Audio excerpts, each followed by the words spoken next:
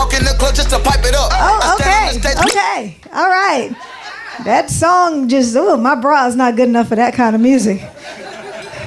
That song put me out of breath. I was like, okay, I'm trying to catch the beat. How are we? Are we good? Are we good? Ray was educating all of us on wigs. I had no idea. This was an educational opportunity. He told us before the show started that we're not allowed to say bitch, but he said titty, so I was like, fuck it. I might get cut out of the show. But that's okay, y'all have a good time. I used to be a hoe. Anybody else? I just want to make sure I'm in good company, you know what I mean? I didn't realize I was a hoe. I actually acknowledged I was a hoe back in 2008 during Barack's inauguration.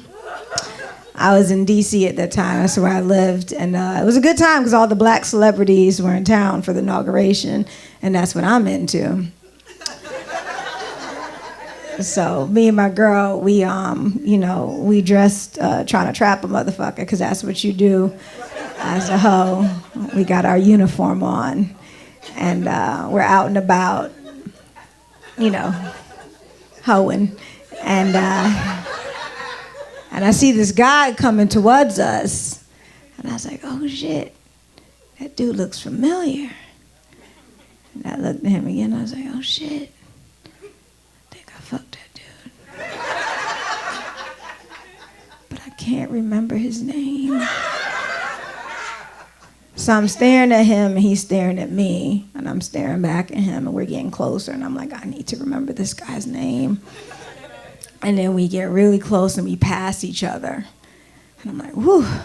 And as we get out of earshot, my girl Tara grabs my arm and goes, oh, my God. Do you know who that was? That was Dr. Ian from VH1 Celebrity Fit Club. And I said, oh, my God. I thought I fucked him.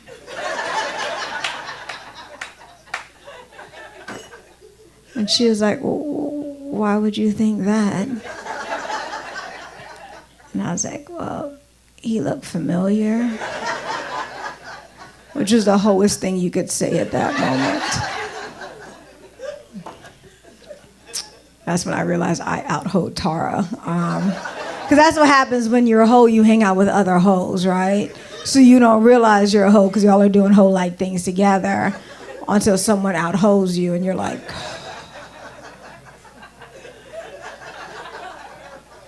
One of my girls, she out-hoed me one night. She called me and she was frantic. She was like, Ayanna, you're pretty smart. I have a quick question for you. What is the plural of penis? Is it peni or penises? I was like, you're a hoe. Because you should never have more than one penis in a sentence. Like, how do you even use that in a sentence? Like, I had two peni in my mouth. Like, there's no use to pluralize penis. There's no longer a hoe. I think they call it reformed. Found Jesus, whatever you want to call it. Actually, I just got tired of shaving. That's really what happened. I was just like, look, just tired. So, settle on one person. My boyfriend moved in with me. I stay because I love him. The real reason is rent. Everybody else, it's high as shit in Brooklyn. So I was like, we are gonna make this work. But it's the first time I've ever lived with a man before because my parents are divorced. And that wasn't the funny part, but things. It's like, damn, that was mean. All right, you ain't got no daddy. Like, oh, all right. I guess that whole joke gave it away up top. But yeah, I've never lived with a man before. And when he moved in, I had no idea that when a man moves into your space, everything in your space starts to smell like balls. Like no one told me that. Not like smell, like his balls. Like I know, like you know, balls have a specific smell. Like I know, I was like, these are his. Like they're not like miscellaneous C-train balls or anything. Like, and I know they're his balls. Those balls, and then I went to wipe my face on what I thought was my towel. Yeah, and I smelled his balls. So I sent him a text, and I was like, hey, you do know the white towel is my towel. He wrote back, yeah. And I was like, then why does the white towel smell like your balls? No response. But yeah, he's not like, I guess he's like most men. He's not good at complimenting me. And I was just like, can you occasionally say something nice? And he's like, bitch, I'm with you. And I was like, good point. It's the ultimate compliment.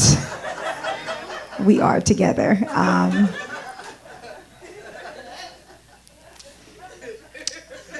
But yeah, he's not. I told him, I was like, you need to get better at this complimenting things. So bless his heart, he tried. So the other day he comes over to me, he's like, hey, you know what I think the sexiest thing about you is?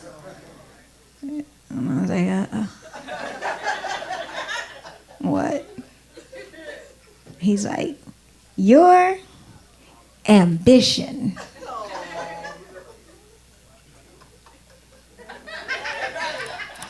I was like, oh. So you think I'm fat? Is that what you're trying to say? Because there's no way you can look me in my face after seeing me naked every day and tell me the sexiest thing about me is some shit you read on a motivational poster. Like, there's no way you can do that. So I told him, I was like, hey, in the event me and you don't work out and you need to go back out into the real world and tell another woman something sexy about her, this is not the time to get creative, okay? Just go out on the corner, and when you see a bunch of dudes hollering at a young lady walking by, just listen to what they're saying, okay?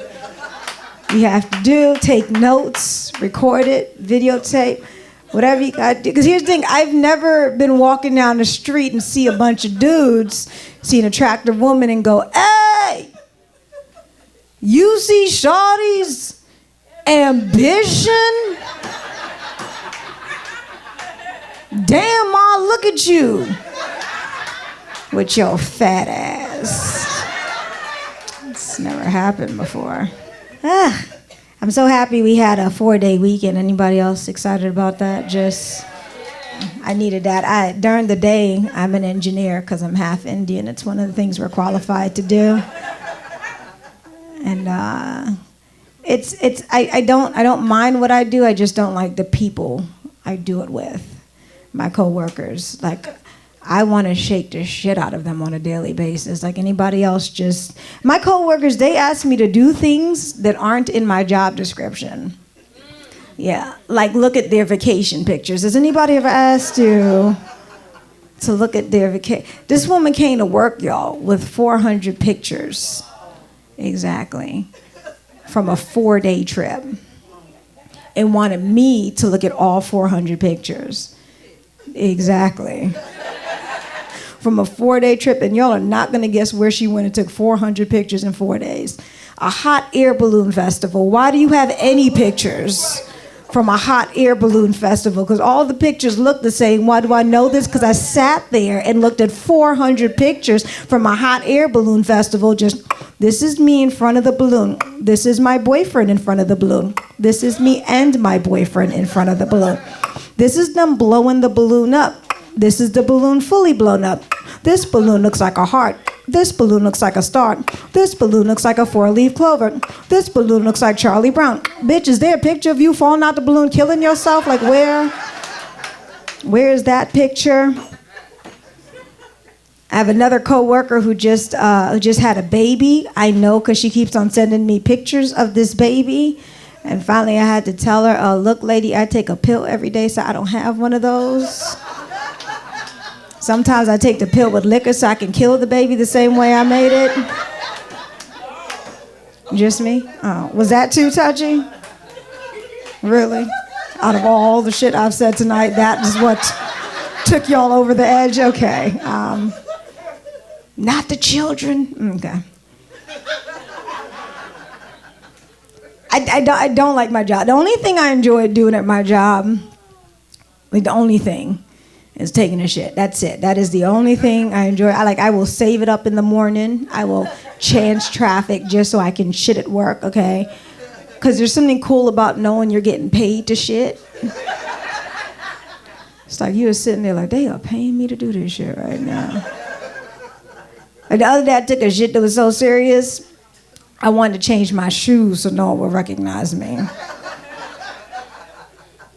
Some of y'all like, you nasty. I can't be the only one that waits till I get to work just so I can play a game of Soda Crush. Did you say I am? Yes, I'm that person.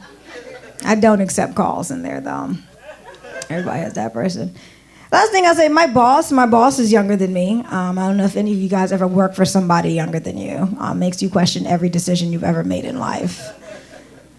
And every month he schedules a meeting with me. He calls it a one-on-one. And anybody have these at their job?